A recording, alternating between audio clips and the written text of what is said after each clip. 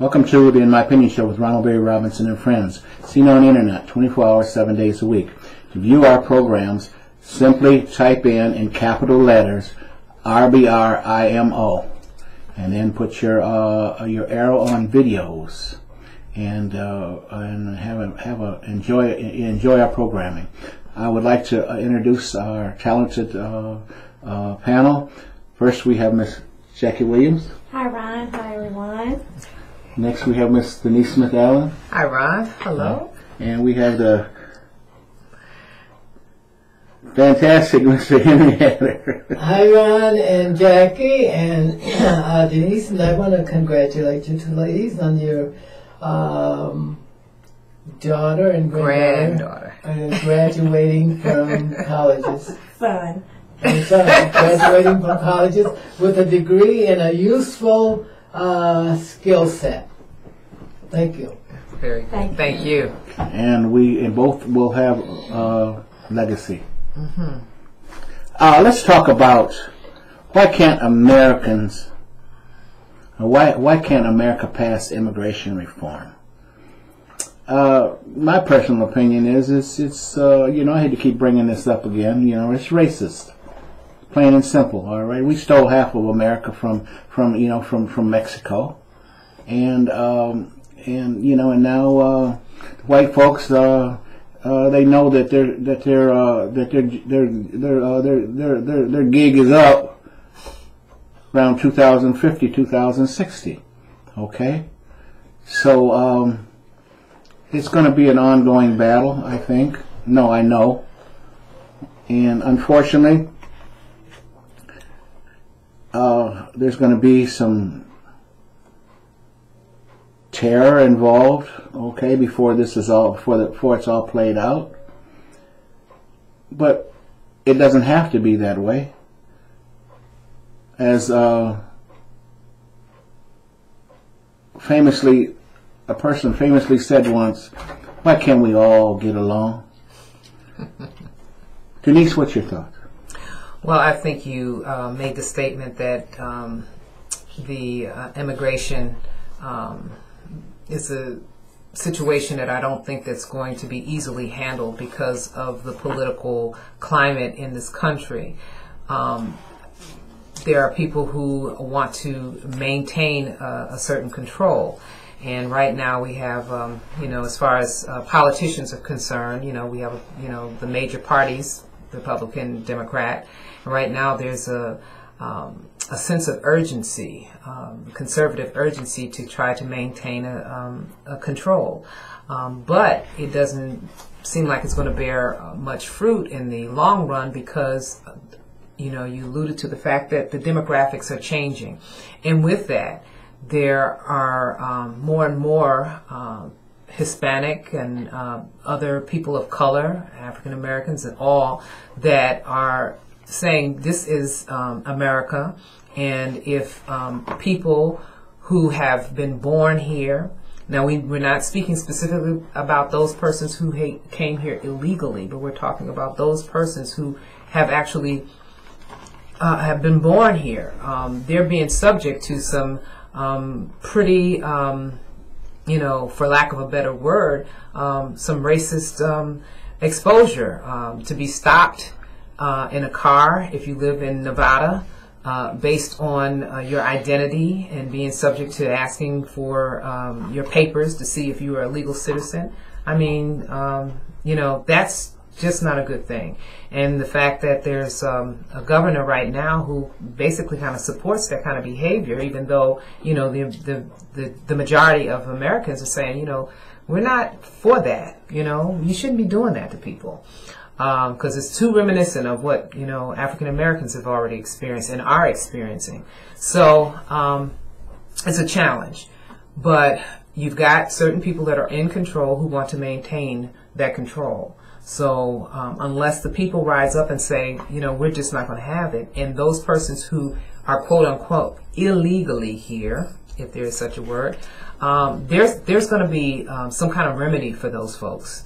And I'm speaking about those that are honest, hardworking people who are doing some of the jobs that a lot of us don't want to do, And then, we've had politicians who have hired some of these folks as nannies and people taking care of their gardens and all kinds of things like that. So it's, like I said, it's a very challenging discussion, to say the least, of all the different scenarios that have played out and are going to continue to play out.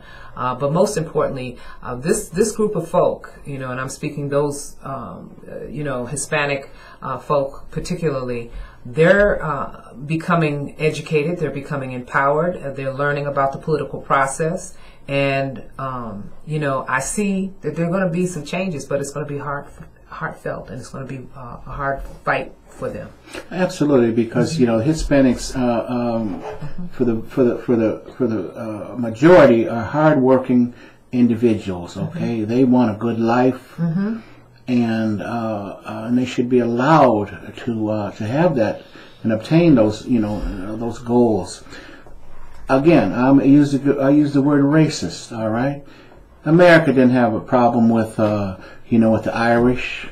All right, with the Polish, with the Jewish, okay, like they're having, like they're having with, with Hispanics, and it's just, it's got to stop. It's got to stop.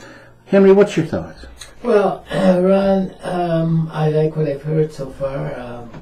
That there is a problem, and that problem is going to come to a head near the century's midterm somehow. But there's some positive notes in the air, because Hispanic politicians do work to uphold the Constitution of the United States. They oppose illegal immigration. That says a lot about that. The people who are fighting for it are people who are anarchists and people who are young Hispanics who don't know any different, and those who come here illegally. But there's a great body of people who want to be here and deserve to be here and will die here because this is their homeland. I agree with that. But the problem with immigration in the country right now is that immigration is constitutional and trained in the Constitution. It's there. You must be born American to qualify under the Constitution to do all the things that we all do as Americans. We would never think of being denied the right to vote or travel from state to state or denying the right to a job or something like that, because that's all guaranteed under the Constitution. Those are what you call rights. They're not opportunities or gifts to us. They're rights. And illegal immigrants don't have those rights. Henry, that's what people oppose. Henry, yes. One question though. You mentioned that persons have to be born in the United States. Okay, but there are naturalized citizens. Okay, you're right. And because you had Arnold Schwarzenegger ran for. Yeah, I stand corrected, and I meant those to be included. Okay, thank you. But basically, I can't think of anybody at this table that wasn't born here.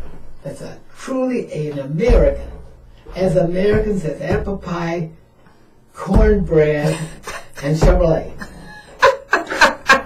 And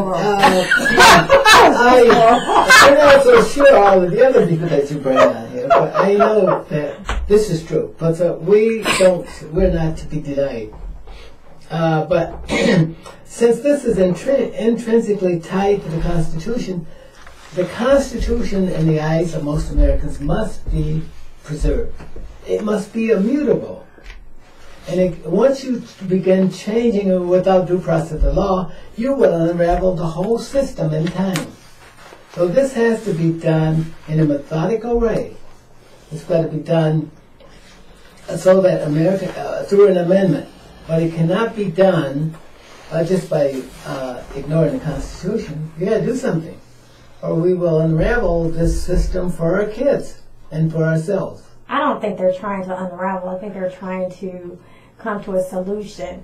But the funny thing is, this was not a problem until the last election, because they found that more Mexicans Hispanics, had voted and made a big impact in the election than ever before. Then people spent a lot of analytical time. I don't know what people I'm talking about, Henry. I don't know, but I'm just saying they spent a lot of time. To the Republicans. No. Yes, they were. No.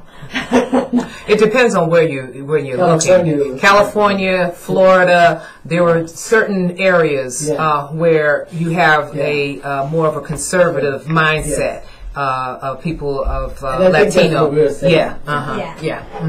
So it became a big problem when they started seeing it as a problem for future elections. Sure.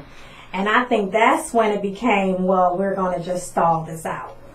Because then you're going to have a problem, because I've been watching not just in this process with immigration, but also the election laws. We're doing everything to set up, back to that what we talked about earlier, setting things up so that it can work for us, for some people later, where they're changing laws where now you're having to do all this other stuff that's, they're finding unconstitutional. You can stop people because they can look like they're a governor allowed them to stop people because they might be, and they had to rule that out. So, I mean, they're just starting to do stuff. So I just really think that we're just doing stuff to protect the power, like Denise said, the power that's already there. And this is something that needs to happen. These people have worked, like the president said, they have worked. They have proved that they are good citizens. We're not talking about bringing in the ones that are having problems with the drugs and all. We're not talking about them. Get rid of them. We got enough of that. We're talking about the ones who have we're on the same page. Right, we're not talking about them. I think that Denise started that out. We're not talking about them. We're talking about the ones that are doing good. But we're talking about not to harass them and make them not feel like they're welcome here. They're welcome here. If they're doing good and they're working, and they're acting like a good citizen or a future citizen, then leave them alone. Don't start bothering them because they are a threat in the future. But I agree with that. It was my turn, remember? Okay. Which is okay. And I couldn't stop her. She was on a hill, rolling down a hill. So I have no problem with the argument there, but I do believe that the Constitution has to be preserved in all costs. And I believe that Hispanics do a great job in helping us to stimulate our economic activity in this country. As Denise has indicated, they work hard in helping to do the things that we don't like to do. And many of us will first agree that there are things that we don't want to do, and we leave it to other people. And they serve, not that they're second best to any other person, but it has to be worked out through the Constitution. Well, isn't this the same thing that happened during right after slavery, in Reconstruction? Okay, they when African Americans finally got the right to vote, then here they come with all of these poll taxes, and and you had to learn verbatim, all right, the Constitution, and et cetera, et cetera, et cetera. I mean, this is we're right back to this, in that vein, all right, with this immigration reform. Okay, they know that the Hispanics are going to be a powerful force to reckon with, so they're throwing up all of these barriers. Okay, to prohibit Hispanics. All right, when they throw those barriers up, Ron, they're leaving the African Americans alone. We're not even. Well, that's not the point. Anyway. That's not the point. That's not the point. The point is equality and fairness. All right, and having integrity. In the political process. Right. That's what it's all about. Okay, not about you're this color, or you're not grasping the English language, etc., etc., etc. It's all about fairness and equality. Should be for everybody. Right. And the one thing you have to consider too, Henry, as you talk about immigration reform, we were the only ones that were forced immigrants. So we're not even in this discussion. I was glad to be a forced immigrant. Well, okay. Look. we're all here by design. Okay, we get that. All right. Okay, some of us probably not necessarily agree with your sentiment, I know. but the point still being we're here now. They believe anything. They sure can, and so can anybody else for that matter, except for the Native Americans who were here first. When Okay. we were born here, we have no other. We're mixed with other. Absolutely, absolutely. I just thought I'd throw that at you. I thought I'd throw that at you. But again, I think that it's really interesting because depending on where our Latino brothers and sisters come from is where their ideology is. Because you've got Cubans who, like I said, some of them are pretty conservative. And then you have others, from the South American countries, they're just glad to be here. You know what I'm saying? So hopefully their experience is such, and they're seeing how the politicians are kind of playing this thing out. But most importantly, having a Latino on the Supreme Court at this time, to me, is such a pivotal experience. And for her to have taken on, in my mind, kind of the position of Thurgood Marshall in terms of being a conscience of the people. All of this is like coming together so timely. There's got to be change, but it's not going to be without struggle.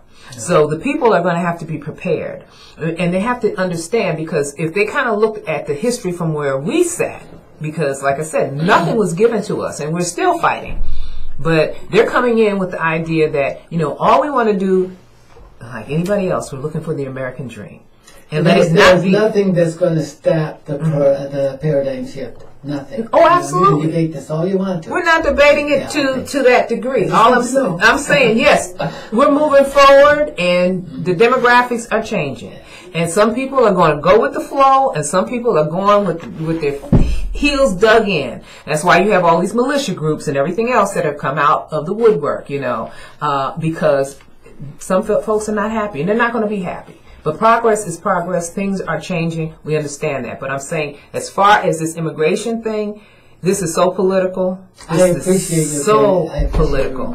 Okay. And just to add to what you were saying, the Southern Poverty Law Center, has documented that these militia groups, have doubled, and in some cases tripled, since President Obama, was elected. All right. It's ridiculous, and many of them are criminals. All right. I'm a member of the Southern Poverty Law Center, and I would encourage anybody that's interested in that, just to Southern Poverty Law Center. Type in SPLC, and it'll give you updated information, and they're a resource for thousands of police departments, around the country, in terms of alerting them to, different gang signs and where these people are practicing their behaviors, their bad behaviors, etc., etc. And moving on along, we're going to change gears here quickly. This is breaking news. All right, Fort Lauderdale homeless plan under fire. Fort Lauderdale's plan to take back the streets from the homeless has church leaders and human rights advocates up in arms. The commissioners in this Florida city have given preliminary approval to a measure that would allow police to confiscate personal possessions left on public property, according to the Sun Sentinel. But the measure has been called a homeless hate law by activists, who note that the people without roofs over their heads have nowhere to keep their few possessions. We're in a sense trying to criminalize people for things that are beyond their control, said the Reverend Gail Tapscott of the Unitarian Universalist Church of Fort Lauderdale. I mean, what are these people? What are these people supposed to do? All right. I mean, everything that they have, and we've all seen homeless people and pushing carts, and you go down to Detroit, the Eastern Market, all right, you see it all the time, under bridges and et cetera, et cetera, et cetera. I mean, we have to do something about this. If it's just one person at a time or one family at a time, we've got to show some humanity, in this, as opposed to just throwing them out like there's so much like garbage. All right, and these are human beings. All right, they have feelings. They have mothers and fathers and brothers and sisters and children, and I'm sure that for the vast majority of them, they want a better way of life. Whatever it takes, mental health, jobs, whatever, whatever it helps. I mean, I'm not sitting here saying, trying to be a bleeding heart or anything like this here, but if I can help somebody, I'm gonna do my damnedest to, to try to assist them. Okay? I mean, I have a family to raise and I got bills to pay, but still, okay, you'd be surprised what you can do with $10 or $15, okay? Well, since I'm just hearing about this, I'm kind of at a disadvantage, but it would seem to me in Fort Lauderdale, if they are actually going about trying to enact some kind of laws to prohibit people from leaving their belongings if they have to, say, go to the bathroom or, I can't imagine them leaving their stuff otherwise. I mean, there's got to be a reason why they would leave their things, okay? But if they have to leave their things to go to an appointment or whatever. I listening to what Denise is saying. She's clarifying something here. Yeah. Okay. The rights of state versus the rights of the individual. But my point still being is that there needs to be these activists, if they're engaged in this, and then there has to be some remedy that makes sense. We have the One Stop here in Flint, Michigan, and there are places where they can get their mail delivered.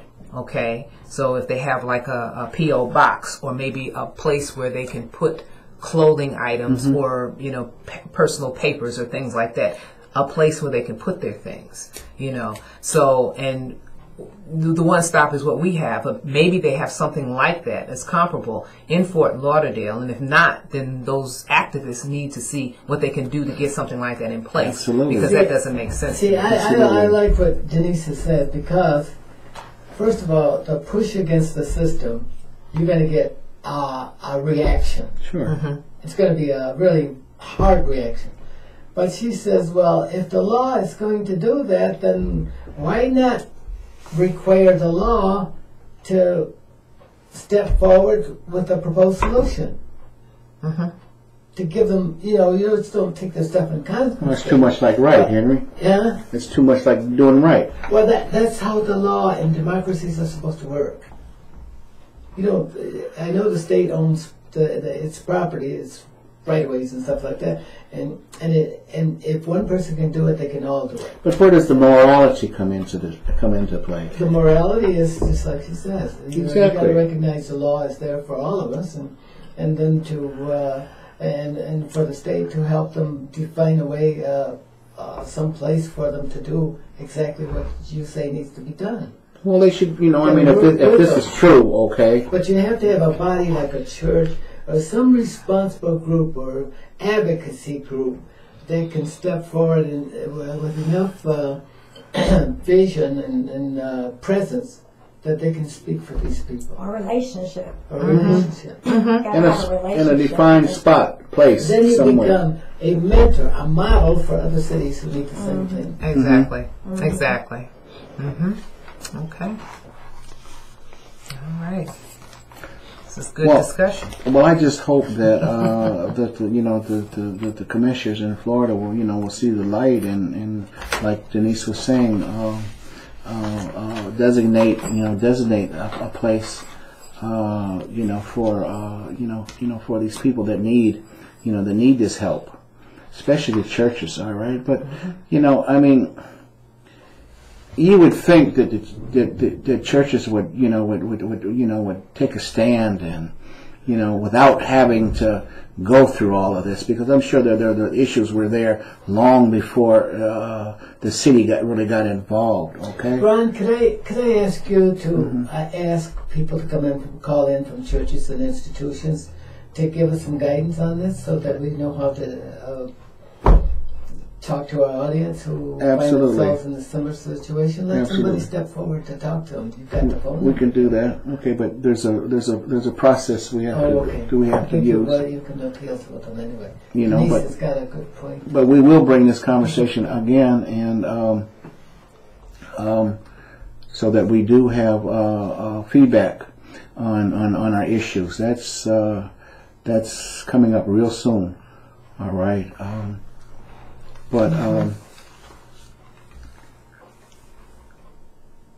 Any last words on on the homeless?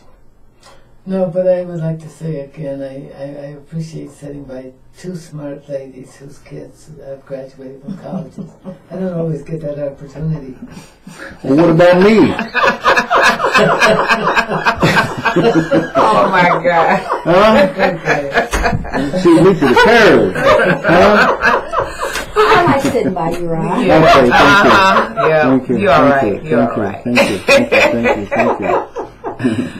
Boy, Well, I tell this you. has been a lively and very enlightening conversation. Again, if you can help somebody out there, please help that person. Okay, and I'm sure you'll feel better about yourself. But until next time, this is Ronald Berry Robinson and friends for the In My Opinion show. Stay focused.